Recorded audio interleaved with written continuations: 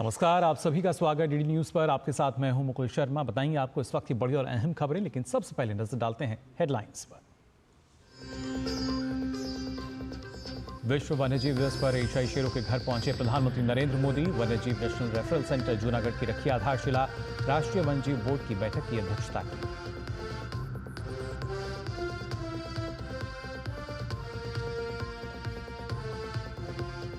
Dairy sector देश के विकास और किसान की आय बढ़ाने में महत्वपूर्ण।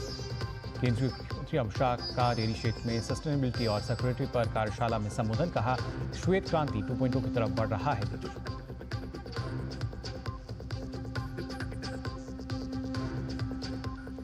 दिल्ली विधानसभा सत्र का आज अंतिम दिन। स्वास्थ्य पर सीएजी की रिपोर्ट को लेकर दिल्ली सरकार हमलावर। कहा कि एक रिपोर्ट ने खोली पूर्ववर्ती आप सरकार की नाकामी की पोल। दिल्ली के स्वास्थ्य ढांचे को पूरी तरह किया ध्वस्त।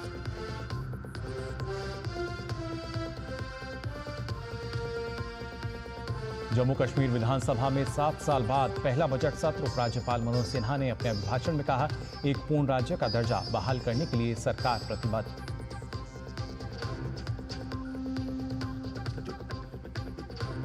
और 97वें ऑस्कर पुरस्कार में फिल्म अनोरा की धूम। बेस्ट डायरेक्टर, एडिटिंग और ओरिजिनल स्क्रीन प्ले का जीता अवार्ड। सल्डाना बनी बेस्ट सपोर्टिंग एक्ट्रेस।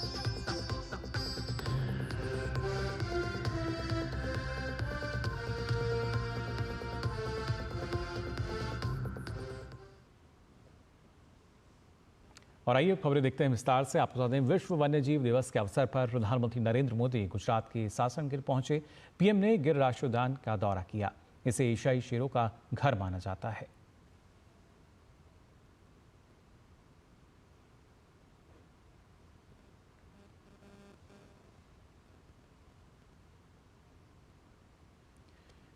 गुजरात के सासण की अगर बात की जाए, एशियाई शेरों का ये घर, और यहाँ पर किस तरीके से उनकी संख्या में इजाफा हुआ है, क्योंकि सरकार की तरफ से प्रधानमंत्री नरेंद्र मोदी के नेतृत्व में कई ऐसे अहम कदम उठाए गए, जिसके चलते आज उनकी जो संख्या है वो करीब करीब 700 तक पहुंच रही है।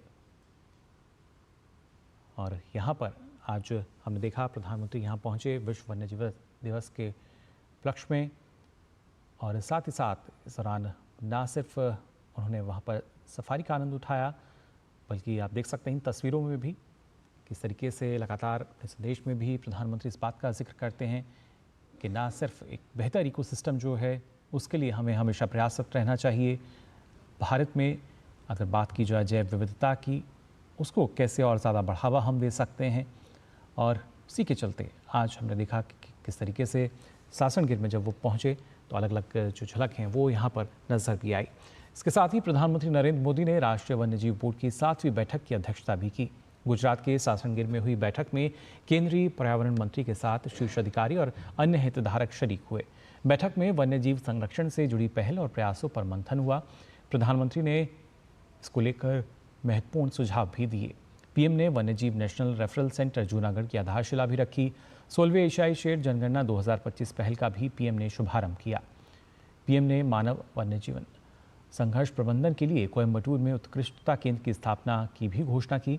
साथ ही प्रधानमंत्री ने भारत में रिवर डॉल्फिन की जनसंख्या से जुड़ी रिपोर्ट भी जारी की। प्रधानमंत्री ने विश्व वन्यजीव दिवस पर पशु प्रेमियों को शुभकामनाएं दी। उन्होंने अपने सोशल मीडिया प्लेटफॉर्म एक्स पर एक वीडियो साझा करते हुए कहा कि आज विश्व वन्यजीव दिवस पर आइए हम अपने ग्रह की अविश्वसनीय जैव विविधता की रक्षा और संरक्षण के लिए अपनी प्रतिबद्धता दोहराएं। प्रत्येक प्रजाति एक महत्वपूर्ण भूमिका निभाती है। आइए आने वाली पीढ़ियों के लिए उनके भविष्य की रक्षा करें। हम वन्यजीवों के संरक्षण और सुरक्षा में भारत के योगदान पर भी गर्व करते हैं। India is a country where protecting nature is a part of culture.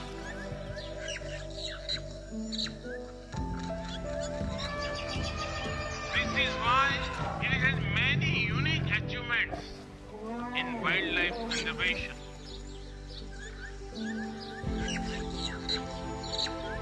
आज विश्व भर के वन्य जीव प्रेमियों के मन में ये सवाल है, जब अनेक टाइगर रेंज देशों में उनकी आबादी स्थिर है या आबादी घट रही है, तो फिर भारत में तेजी से बढ़ क्यों रही है? इसका उत्तर है भारत की परंपरा, भारत की संस्कृति और भारत के समाज में बायोडायवर्सिटी को लेकर, पर्यावरण को लेकर जो हमारा स्वाभाविक आग्रह है, और वही सफलता के अंदर छिपा हुआ है। हम इकोलॉजी और इकोनॉमी में कॉन्फ्लिक्ट नहीं मानते, बल्कि दोनों के बीच को एग्जिस्टेंस को महत्व देते हैं। वाइल्ड लाइफ का संरक्षण किसी एक देश का नहीं, बल्कि एक यूनिवर्सल इशू है। इसके लिए इंटरनेशनल अलायंस समय की जरूरत है।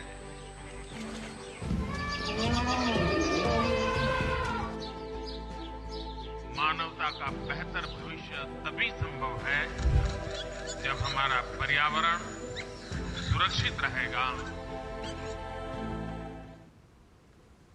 इस दौरान प्रधानमंत्री ने सासनगीर से पेट्रोलिंग बाइक्स को हरी झंडी दिखाकर रवाना किया। पीएम ने इको गाइड्स, ट्रैकर्स और फील्ड स्टाफ से संवाद भी किया। इन सभी ने पीएम के साथ अपने अनुभव साझा किए। वहीं पीएम ने भी उन्हें अहम सुझाव दिए।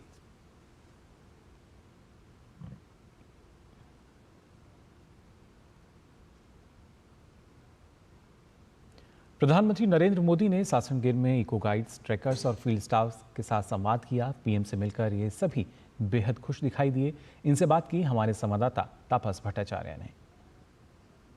प्रधानमंत्री नरेंद्र मोदी ने अब से थोड़ी देर पहले ही गिर नेशनल पार्क में आके जो वुमेन फॉरेस्ट गार्ड्स है और इको गाइड्स हैं उनसे मुलाकात की, उनसे बात की और एक बात की इस तरीके से कि उनको लगा कि उनके बीच में उनके ही लोग आए हुए हैं।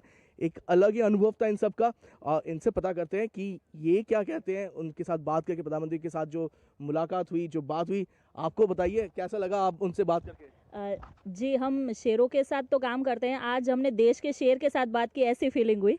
शुरुआत में तो थोड़ा डर लग रहा था, लेकिन सर ने उसके बाद हम सबको इतना फ्री कर दिया कि बात जैसे घर के किसी अपने बड़े से बात कर रहे हो, वैसी फीलिंग आई हमें।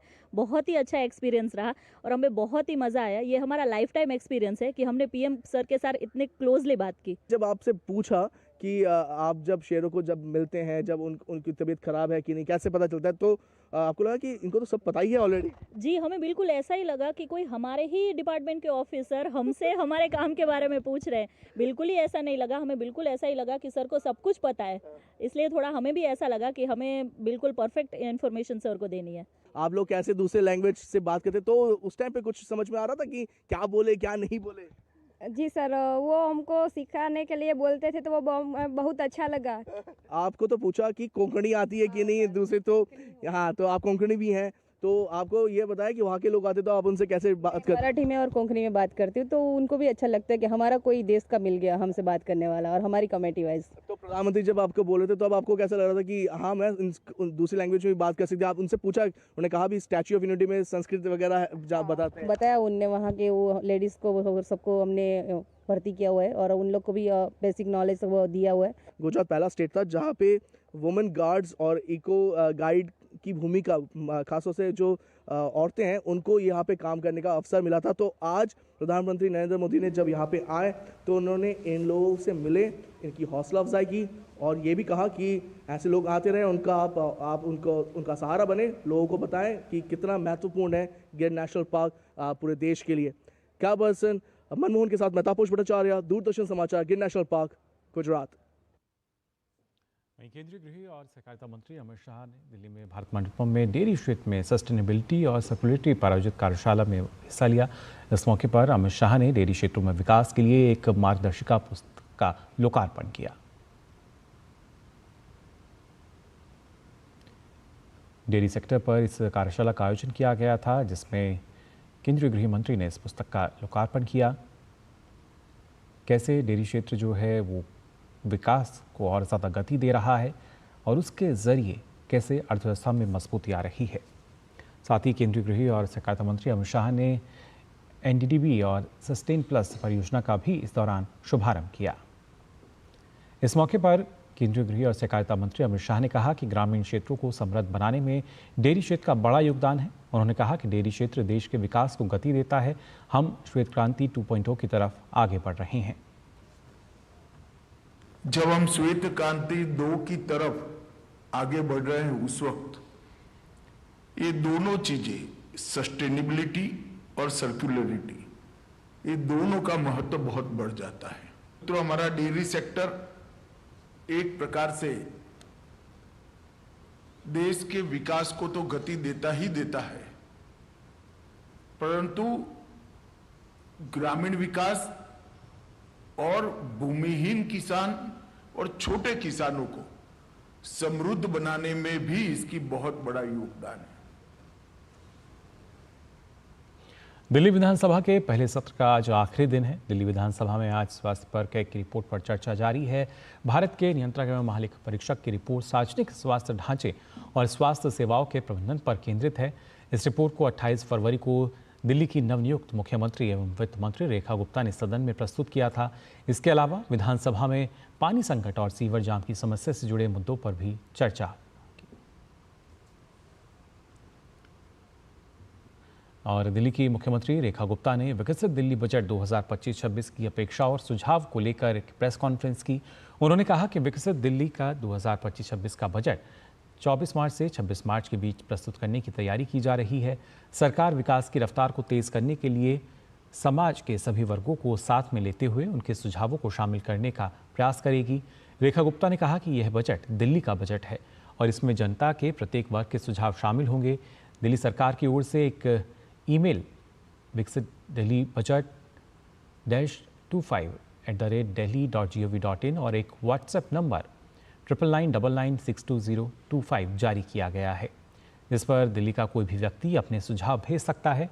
साथ ही उन्होंने कहा कि हमने अलग अलग महिला संगठनों को 5 मार्च को बुलाया है और 6 मार्च को व्यापारिक वर्ग को बुलाया है। इस बार दिल्ली का बजट आम जनता का बजट होगा। वहीं उमर अब्दुल्ला के नेतृत्व वाली सरकार के तहत जम्मू कश्मीर विधानसभा का पहला बजट सत्र आयोजित हो रहा है। जम्मू कश्मीर विधानसभा का ये 7 साल बाद पहला बजट सत्र है। सत्र की शुरुआत लेफ्टिनेंट गवर्नर मनोज सिन्हा के अभिभाषण से हुई। मनोज सिन्हा ने अपने अभिभाषण में जम्मू कश्मीर के विकास के विभिन्न पहलुओं को सामने रखा। उन्होंने राज्य के समग्र विकास के लिए सरकार की योजनाओं और प्रयासों को विस्तार से बताया। बजट सत्र को संबोधित करते हुए सिन्हा ने कहा कि एक सत्र महज एक विधायी औपचारिकता नहीं है, बल्कि सुशासन, पारदर्शिता और समावेशी विकास के प्रति उनके प्रतिबद्धता का प्रतिबिंब है। Relentlessly on the 3 principles of economy, ecology and equity that will shape our future, we commit ourselves to this balance for a better and brighter future for all.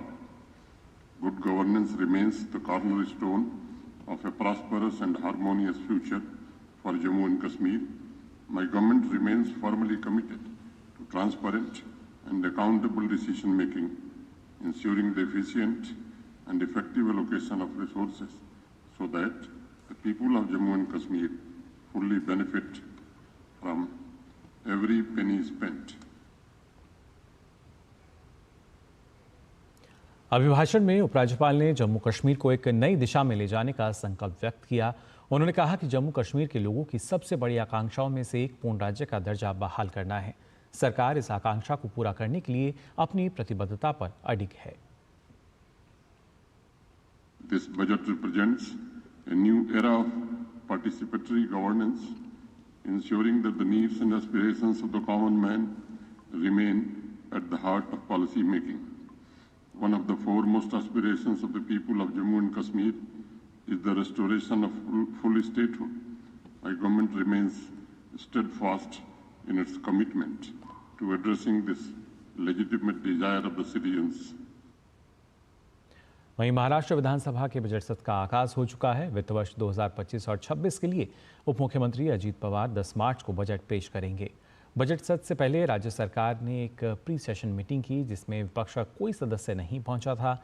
इस महत्वपूर्ण सत्र की शुरुआत राज्यपाल सीपी राधाकृष्णन के अभिभाषण से हुई। पहले ही दिन 2024 और 25 की अनुपूरक मांगें पेश की जाएंगी, जिस पर सत्ता पक्ष और विपक्ष दोनों की नजरें टिकी हुई हैं। विदेश मंत्री डॉक्टर एस जयशंकर ने बेल्जियम के विदेश मंत्री मैक्सिम प्रिवोट और बेल्जियम के उप प्रधानमंत्री से मुलाकात की। बैठक के दौरान डॉक्टर जयशंकर ने कहा कि दोनों देशों के बीच व्यापार, उद्योग, शिक्षा, नवाचार और संस्कृति के क्षेत्रों में अच्छे और स्थिर संबंध हैं। दोनों देशों के बीच सेमीकंडक्टर, एआई और स्वच्छ ऊर्जा के क्षेत्र में भी चर्चा हुई। There's a historical connection. We have still war memorials to Indian soldiers on your land. Today has the possibility of growing in a more contemporary format. We are discussing, semiconductors and AI and clean energy and research and innovation. We also have an opportunity to welcome Her Royal Highness Princess Astrid and the Economic Mission. To have, I think, close to 360, am I correct? Businesses coming is something really impressive. तो फिलहाल के लिए इस bulletin में बस इतना ही, लेकिन देश और दुनिया की तमाम खबरों के लिए आप देखते रहिए डीडी न्यूज़। मुझे दीजिए अनुमति। नमस्कार।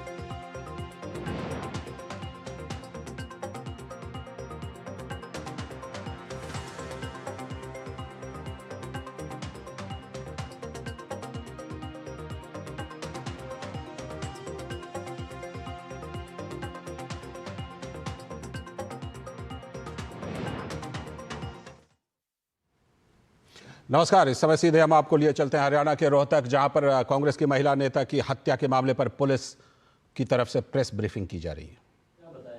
देखिए, मोटिव ये था कि उनका आपस में यारी दोस्ती थी, आना जाना था। करीब 6-8 महीने से 1.5 साल से सोशल मीडिया पे थे और उनकी जो कहानी एक्यूज ने बताई है, जो इंसाफ किया है, उसको हम बार बार वेरीफाई कर रहे हैं। लेकिन इनका झगड़ा हुआ है आपस के अंदर, झगड़ा किस बात पे हुआ वो सब चीजें रिमांड के अंदर आएंगी। अच्छा, नाम क्या था सर इसका, कहां का रहने वाला? सचिन है, ये झज्जर का रहने वाला है। ये इसकी मोबाइल शॉप है, मोबाइल का काम करता है ये।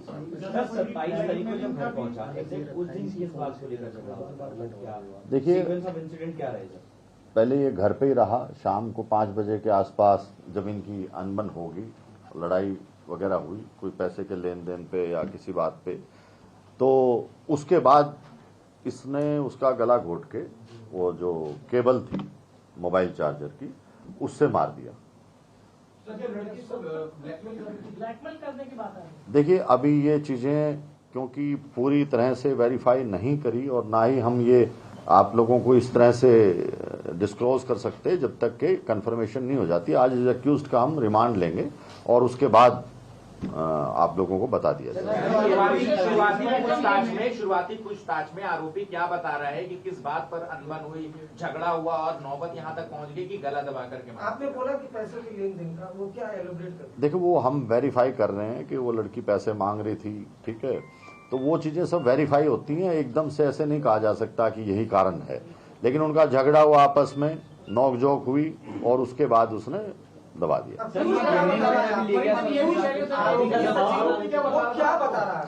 वही यही बता रहा है कि मेरी उसके साथ झगड़ा हो गया, बोलचाल होगी और बोलचाल के अंदर उसने उसका गला दबा दिया।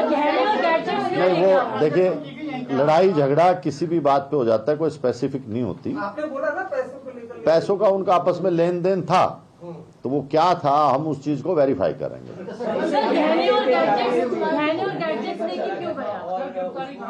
देखिए, इससे इंटेंशन पता लगता है लड़के की कि डेथ करने के बाद जो उसके जेवर थे, लैपटॉप था, वो वहां से लेके निकल गया था और उसके बाद उसने ये देखा कि भाई किस तरह से बॉडी को ठिकाने लगाया जाए ताकि किसी को पता ना लगे। तो वो सब एक दूसरे से लिंक्ड और सर्कमस्टेंशियल एविडेंस हैं और वो खुद भी मान गया इस बात को। एक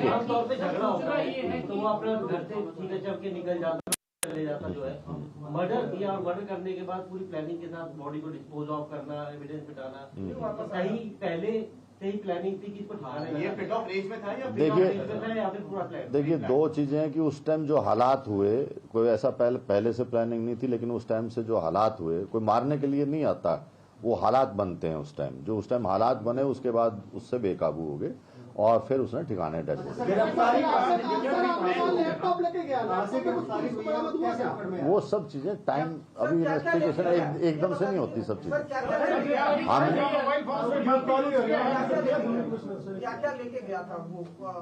ये आपको जो लिस्ट दी है इसमें सब कुछ लिखा है, लैपटॉप है, अंगूठी है और कौन से जेवर, चेन वगैरह है, कई चीजें हैं। ब्रीफकेस उसके घर से। चुनाव चल रहे हैं, जगह जगह नाके लगे हुए हैं, सूटकेस में डेड बॉडी थी, क्या कहीं भी चेकिंग हो रही, उसकी रुकवाया? बॉडी लेके 40 किलोमीटर दूर तक चला गया। देखिए, दो चीजें होती हैं कि हर चीज को चेक नहीं किया जा सकता। अगर आप लोगों को भी पुलिस हर आदमी को चेक करेगी तो आप ही लोग इससे एतराज करेंगे कि अननेसेसरली हमें रोका जा रहा है। तो पुलिस वो 3 व्हीलर में अपना बैग लेके जा रहा है, कोई इस तरह का शक नहीं था और वो उसने टाइमिंग वगैरह सब चेक करके जब उस रास्ते से गया, अदरवाइज स्कूटी पे जाता कोई पकड़ सकता था उसको। सर, ये पहले स्कूटी को खड़ी करके वापस गया, फिर ऑटो लेके आया, तब उसमें डाला। हाँ, फिर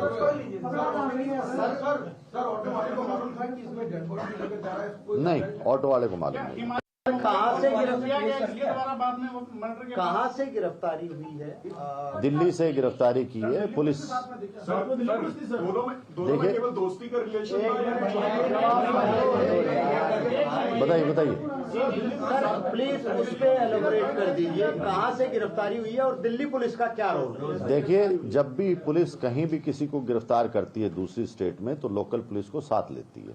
तो हरियाणा पुलिस ने, रोहतक पुलिस ने जो SITs बनी हुई थी जिनके मेंबर्स थे, उन्होंने दिल्ली पुलिस को साथ लिया ताकि उनको इन्फॉर्मेशन रहे कि हम किसी यहाँ से भी अगर कोई हमारे डिस्ट्रिक्ट से भी कोई दूसरा डिस्ट्रिक्ट लेके जाता है तो इन्फॉर्म करता है, ये लॉ के अंदर है, तो वो जरूरी होता है। शादीशुदा था और 2 बच्चे बताए जा रहे हैं, क्या इनका रिलेशन क्या था? थोड़ा देखिए, फैमिली को इस बारे में अभी तक कुछ नहीं पता, ना हमारे पास इस चीज का खुलासा हुआ कि ये इस तरह से लड़की के साथ अटैच था। तो ये चीजें बाद में रिमांड के दौरान जो भी पूछताछ हुई उसको बता देंगे।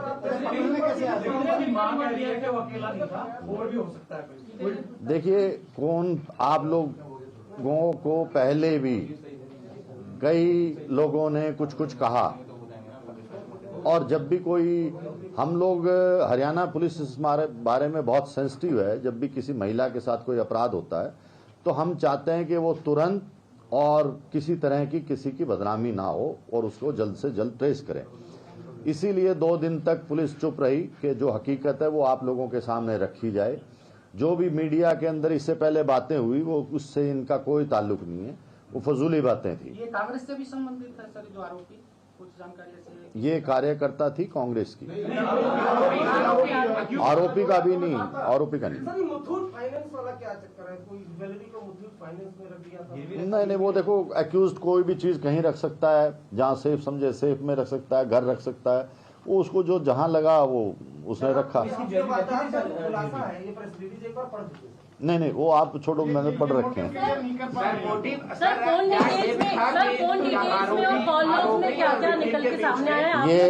ये सब चीजें हम इंटरोगेशन के दौरान निकालेंगे, उसको लिंक करेंगे और फिर आपको बता देंगे। सर, शुरुआती पूछताछ में क्या कोई ब्लैकमेल की भी चोरी सामने आई है, या आपने बताया कि 1.5 साल से जानते थे, लेकिन इनके बीच में रिलेशन किस तरीके का था उसकी आप बता दीजिए। देखिए, नहीं, शादी का कोई ऐसा भी किसी पार्टी का दोनों में से कोई दबाव नहीं था, क्योंकि वो तो ऑलरेडी शादीशुदा था, तो इनके अच्छे संबंध थे, दोस्त बने हुए थे, आना जाना था, रहता भी था वहाँ पे, अकेली लड़की रहती थी और ज्यादा वो होने के कारण बहसा बहसी ये। सर, जिस प्रकार से गहने चुराए, सारी चीजें चुराई, क्या हत्या का मोटिव लूटपाट ही हो सकता है?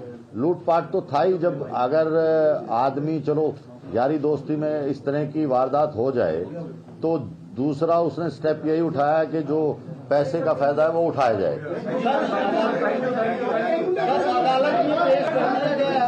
नहीं, अभी हम पेश करेंगे। बस भाई, थैंक यू।